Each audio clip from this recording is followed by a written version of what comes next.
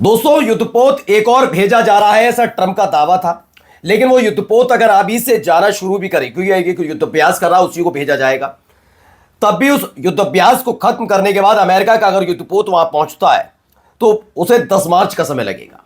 लेकिन जहां एक तरफ डोनाल्ड ट्रंप बार बार ईरान को घुटने पर लाने के लिए एक और युद्धपोत को ईरान के मुहाने पर खड़ा करने की धमकी दे रहे हैं, तो वहीं दूसरी तरफ ईरान ने अपना युद्धपोत समंदर में उतारा।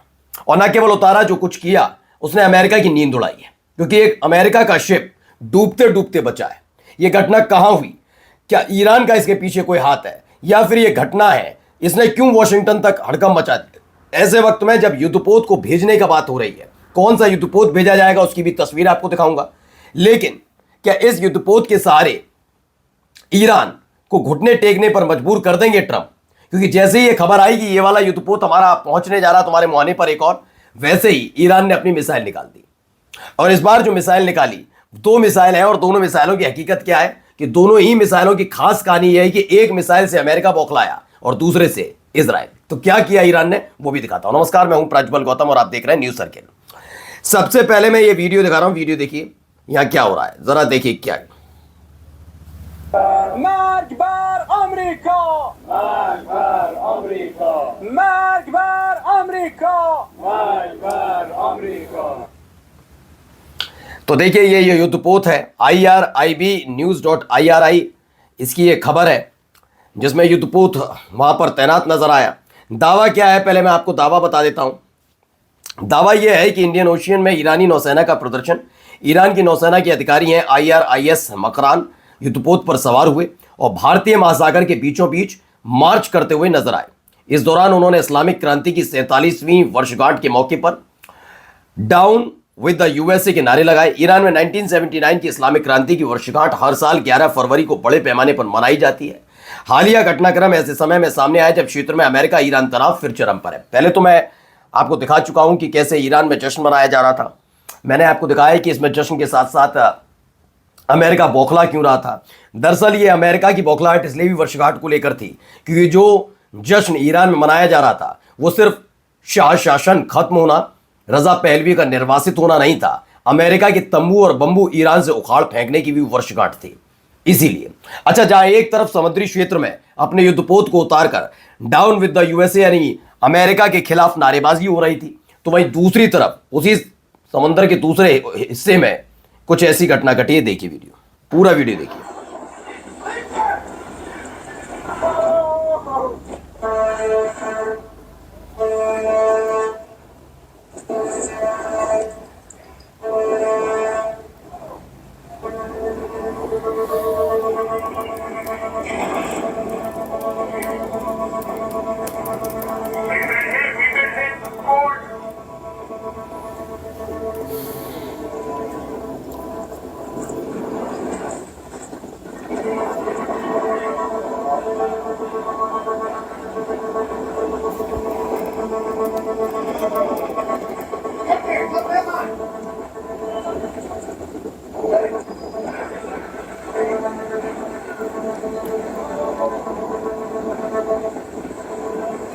देख रहे हैं, 2 शिप आपको इसमें नजर आ रहे होंगे। दोनों शिप क्या है, क्या वजह है, सारी बातें बताऊंगा, लेकिन फिलहाल आप देखते चलिए। अभी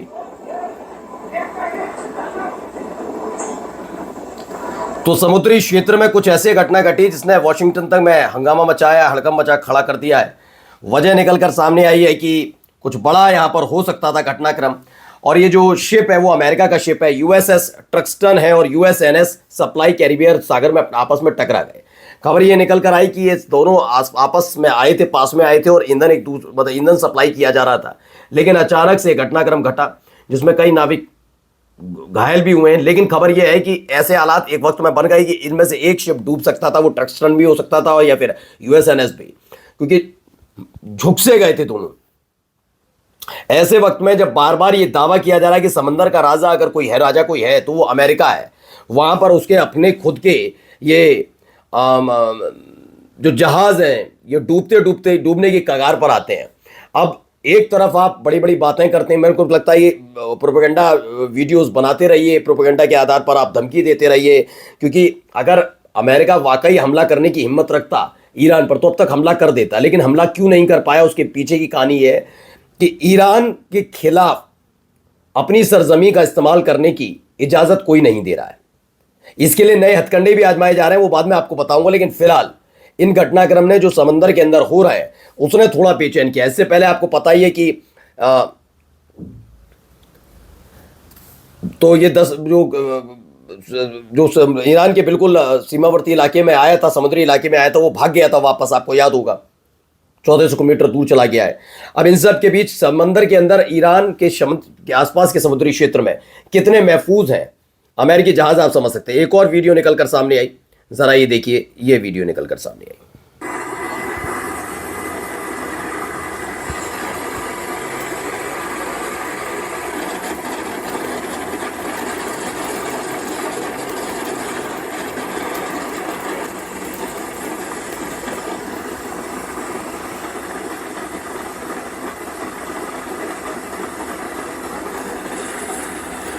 ये यूएसएस अब्राहम लिंकन नहीं है जो ईरान के पास तैनात है, नहीं नहीं, वो नहीं है।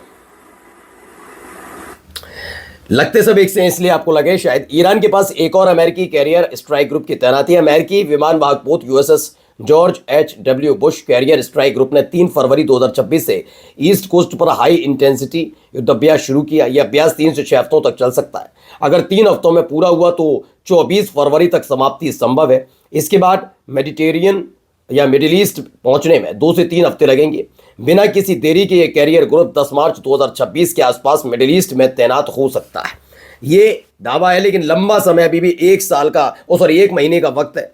इस 1 महीने के बाद तब जाकर कहीं होगा। इसीलिए अमेरिका बहुत फूंक फूंक कर कदम रख रहा है कि कोई एक गलती ऐसी ना हो जिससे उसका एक जो युद्धपोत है या तो उसे खदेड़ दिया जाए या फिर ऐसी हालत हो जाए कि वो जल समाधि ले ले। क्योंकि अगर वाकई इस क्षेत्र में जहाँ अब्राहम लिंकन नाम का ये युद्धपोत तैनात है, वहाँ अगर एक गलती भी हुई तो वो गलती बहुत परेशानी खड़ा करेगी अमेरिका के लिए। और देखिए, ईरान भी वही है। मैं क्या कह रहा हूँ, देखिए, मैंने कभी नहीं कहा कि ईरान हमला करने के या युद्ध के समर्थन में। मैं ईरान पहले ही कह रहा था कि हमारे यहाँ दंगा हुआ, हम उससे निपट रहे थे, अचानक से आपने युद्धपोत भेज दिया, आप जबरदस्ती हम पे दबाव डाल रहे थे, आप हमारे देश के नागरिकों की चिंता कर रहे थे, आप अपने देश के अंदर जो आईसीई कर रही है उसकी चिंता आपको नहीं हो रही थी। आपको उसकी चिंता नहीं है, आपको चिंता किसकी है? हमारे देश की। हमारे देश के अंदर जो दंगाई बैठे हुए, हम उन पर कार्रवाई कर रहे हैं तो आपको मरोड़ उठ रही है पेट में। तो अमेरिका ने जैसे कहा कि हम एक और युद्धपोत भेज रहे हैं, तो देखिए एक वीडियो सामने आ गई। वीडियो क्या है, जरा देख लीजिए।